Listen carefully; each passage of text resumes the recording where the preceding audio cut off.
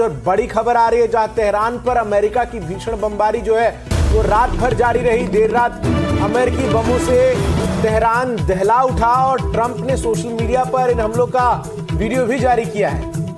Iran के सैन्य नेताओं को नासमझ भी ट्रंप ने कहा। ये तस्वीरें भी सामने आई है। डोनाल्ड ट्रंप ने सोशल मीडिया पर ये जो वीडियो है, ये वीडियो फुटेज पोस्ट किए हैं। तेहरान पर ये भीषण बमबारी अमेरिका की तरफ से की गई। देर रात काफी देर तक अमेरिकी बमों से दहलता रहा तेहरान और सोशल मीडिया पर खुद डोनाल्ड ट्रंप ने इसकी तस्वीरें जारी की है। आप देखिए, एक के बाद एक कई जो हमले हैं, तेज आवाज उसकी सुनाई दे रही है और ईरान के सैन्य नेताओं को नासमझ भी कहते हुए नजर आए ट्रंप।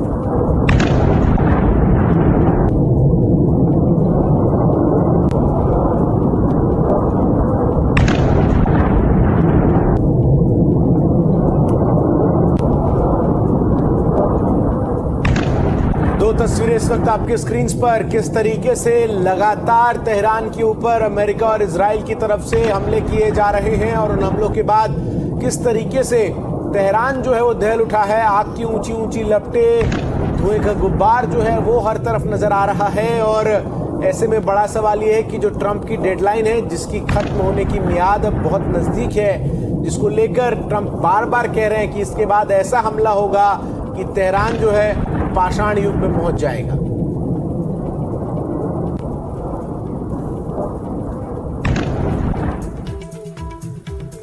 तो युद्ध के 36वें दिन अमेरिकी राष्ट्रपति डोनाल्ड ट्रंप का ईरान को एक बार फिर से अल्टीमेटम उन्होंने दे दिया है। उन्होंने ट्रुथ सोशल मीडिया पर लिखा है कि आपको याद होगा जब मैंने ईरान को समझौता करने या हॉर्मुज स्ट्रेट खोलने के लिए 10 दिन का वक्त दिया था। समय तेजी से बीत रहा है। 48 घंटे बाद उन पर कहर टूट पड़ेगा। जंग शुरू होने के बाद से ये ईरान के लिए ट्रंप की 5वीं डेडलाइन है। 48 घंटे बाद कहर टूट पड़ेगा ईरान पर। अब देखने वाली बात है कि ये जो धमकी है डोनाल्ड ट्रंप की तरफ से, इसके बाद क्या करता है ईरान, क्योंकि जब जब डोनाल्ड ट्रंप ने ईरान को धमकी दी है तब तब ईरान ने भी उसी तरह से पलटवार करते हुए कहा है कि वो इतनी जल्दी झुकने वाला नहीं है और अपनी शर्तों पर ही वो इस युद्ध को खत्म करेगा। ईरान अमेरिका के अभेद माने जाने वाले फाइटर जेट को लगातार निशाना बना रहा है। तो आखिर कैसे, वो कौन सी अमोघ शक्ति है जिसने ईरान को इतना घातक बना दिया, जिसके दम पर ईरान अमेरिका के लिए सिरदर्द बन गया है?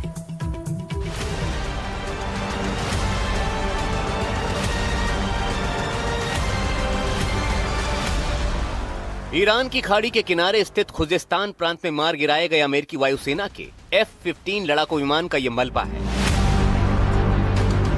ऐसा पहली बार हुआ है जब पश्चिम एशिया के युद्ध में ईरान ने किसी अमेरिकी फाइटर जेट को ढेर कर दिया, हमले में बर्बाद कर दिया।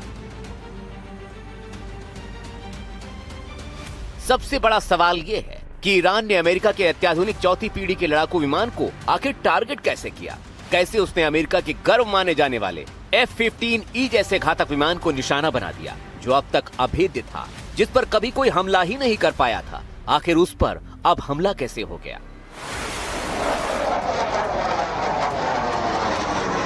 अब इस तस्वीर को भी देखिए। ईरानी surface to air missile system की इंफ्रारेड साइट से ली गई तस्वीरें। ईरान का दावा है कि ये अमेरिकी वायुसेना का A-10 वॉर्थॉग युद्धक विमान था, जिसे शुक्रवार को मार गिराया गया, जो हाल फिलहाल में गिराया गया दूसरा जेट है।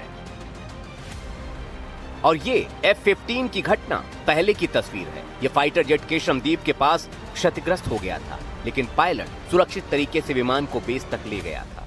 कुल मिलाकर जो कुछ भी सामने आया है वो ईरान का उन्नत इंफ्रारेड मिसाइलों का खेल बताया जा रहा है, जिसके बारे में ईरानी सेना के कमांडर भी बोल चुके हैं।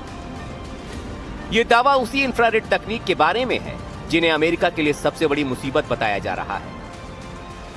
ईरानियन मीडिया ने रिपोर्ट किया है कि एक माजिद क्लास की शोल्डर फायर्ड मिसाइल है, उसका सिमिलर वर्जन जो हमारी सेना में ईगला के नाम से जाना जाता है।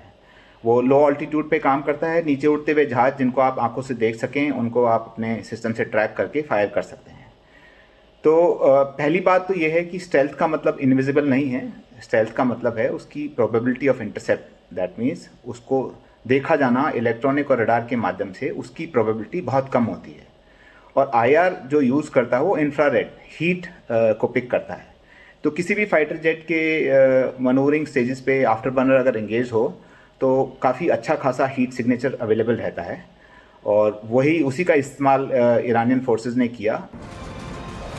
ईरान ने इंफ्रारेड मिसाइलों का इस्तेमाल कर अमेरिकी जेट विमानों को ट्रैक कर मार गिराया। एक इंफ्रारेड सिस्टम किसी विमान को उसके जेट इंजन से निकलने वाली गर्मी के आधार पर पकड़ता है। इसके लिए किसी रडार का इस्तेमाल नहीं होता। इंफ्रारेड सिस्टम गर्मी के स्रोत पर लॉक करता है। ऑपरेटर लॉन्चर को लक्ष्य की ओर तब तक निशाना बनाता है जब तक लॉन्चर ठंडे आसमान में सबसे मजबूत गर्मी के स्रोत को पूरी तरह से स्कैन न कर ले। एक बार लॉक हो जाने के बाद सिस्टम उस चलती हुई गर्मी की पहचान को ट्रैक करता है और मिसाइल को सटीक दिशा में भेज देता है। मिसाइल गर्मी के स्रोत को इंटरसेप्ट करती है। माना जा रहा कि ईरान का स्वदेशी Majid surface to air missile system इन हमलों में इस्तेमाल किया गया होगा।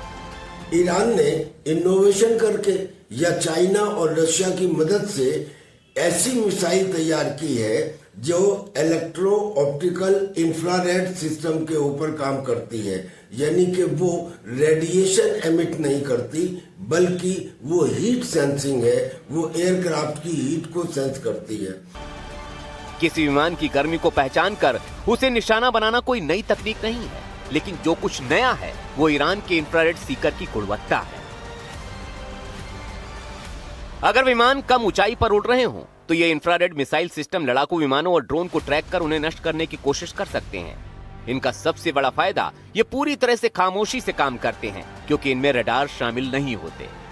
दूसरी ओर surface to air missile system के रडार, जैसा कि आप यहाँ देख रहे हैं, उनके अपने फायदे और अपना सामर्थ्य होता है। ये सिस्टम ज्यादा दूरी पर और अधिक ऊंचाई पर उड़ रहे विमानों को मार गिराने में अधिक सक्षम होते हैं, लेकिन जिस पल आप रडार स्विच ऑन करते हैं आप खुद भी पकड़े जा सकते हैं और फिर हमले का लक्ष्य बन सकते हैं।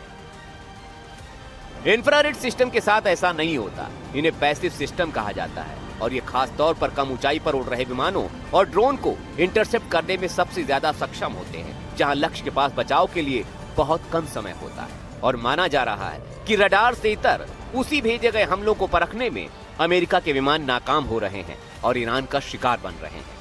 अब इस खतरे से अमेरिका तुरंत कैसे निपटेगा देखना होगा। Bureau report, NDTV India.